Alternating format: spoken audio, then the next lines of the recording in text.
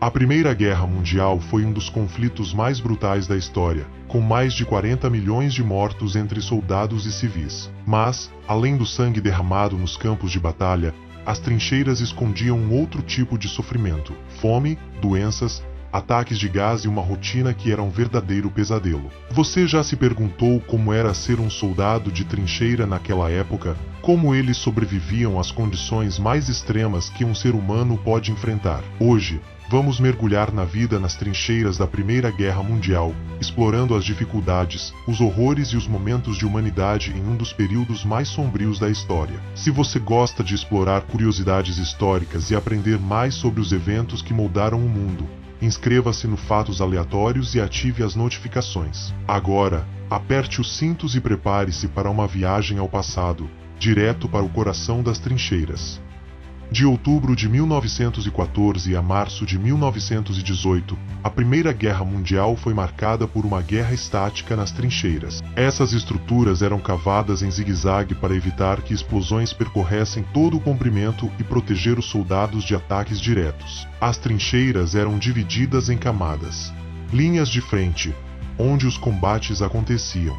Trincheiras de apoio, para reforço e transporte de suprimentos. Trincheiras de reserva, usadas para descanso e reorganização. Elas eram conectadas por túneis e cheias de armadilhas para retardar avanços inimigos. Apesar de seu design estratégico, as condições dentro delas eram insuportáveis: lama constante, infestação de pragas e o cheiro insuportável de morte e dejetos humanos.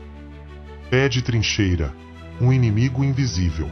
O pé de trincheira era causado pela combinação de frio, lama e umidade. A falta de botas adequadas e a impossibilidade de manter os pés secos agravavam o problema. Soldados que não tratavam o pé de trincheira a tempo enfrentavam gangrena, o que levava à amputação.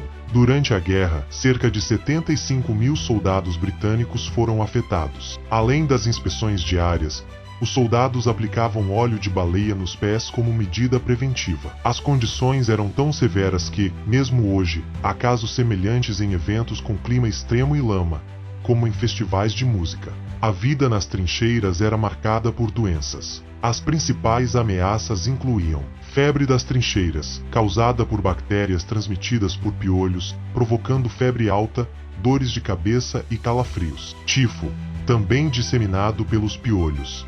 Ratos, cresciam enormes por se alimentarem de cadáveres e rações. Eles não só roubavam comida, mas atacavam soldados enquanto dormiam. A gripe espanhola de 1918, que matou milhões, encontrou nas trincheiras um ambiente propício para se espalhar, agravando ainda mais o cenário. A introdução de armas químicas em 1915 revolucionou a guerra. O gás cloro, usado pela primeira vez pelos alemães, causava asfixia e lesões pulmonares graves. Outros gases, como o gás mostarda, causavam queimaduras químicas dolorosas e cegueira temporária ou permanente. Soldados usavam máscaras de gás como proteção, mas essas nem sempre eram eficazes. Às vezes, improvisavam, cobrindo o rosto com panos molhados em urina, que neutralizavam parcialmente o efeito do gás cloro. Os soldados não permaneciam nas trincheiras indefinidamente. O sistema de rotação permitia que passassem alguns dias em áreas de reserva ou descanso. Reservas: áreas próximas às trincheiras onde soldados realizavam manutenção ou aguardavam o chamado para combate. Descanso: geralmente longe das linhas de frente, oferecia uma pausa das condições brutais, mas muitas vezes significava trabalho árduo reparando estradas e trilhas. Outros soldados buscavam alívio em bordéis, o que resultou em mais de 1 milhão de casos de doenças sexualmente transmissíveis entre soldados franceses em 1918.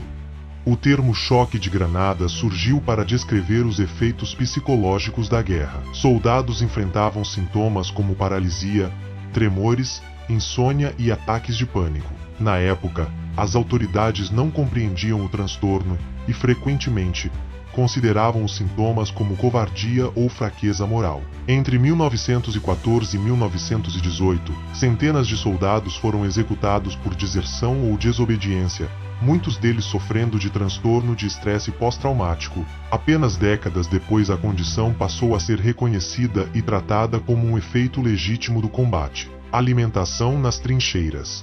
Manter os soldados alimentados era um desafio. As rações geralmente incluíam carne enlatada, bacon, vegetais desidratados e pão. No entanto, a comida demorava dias para chegar às trincheiras e muitas vezes estava velha ou estragada. Para sobreviver, os soldados improvisavam. Pão duro era triturado e misturado com batatas ou nabos para fazer uma sopa. Carne de cavalo tornou-se comum quando a carne bovina escasseou. O álcool, especialmente rum e conhaque, era distribuído para aliviar o estresse e melhorar a moral das tropas. Apesar do perigo constante, a maior parte do tempo nas trincheiras era passada esperando. Para combater o tédio e elevar o moral, os soldados britânicos criaram jornais improvisados usando humor negro, poemas e sátiras. Esses jornais eram uma forma de lidar com o horror ao redor. A Trégua de Natal de 1914 foi um raro momento de humanidade na guerra. Soldados britânicos, franceses e alemães deixaram as armas de lado e celebraram juntos. Troca de cigarros, jogos de futebol e canções de Natal. Os altos comandos logo proibiram tréguas futuras, temendo que enfraquecessem o espírito de combate. A mistura de nacionalidades nas trincheiras gerou uma série de termos que permanecem até hoje. A Primeira Guerra Mundial deixou marcas profundas na linguagem, na cultura e, principalmente, nas vidas daqueles que enfrentaram seus horrores. Se tivesse que viver essa experiência, você teria sobrevivido? Compartilhe suas reflexões nos comentários.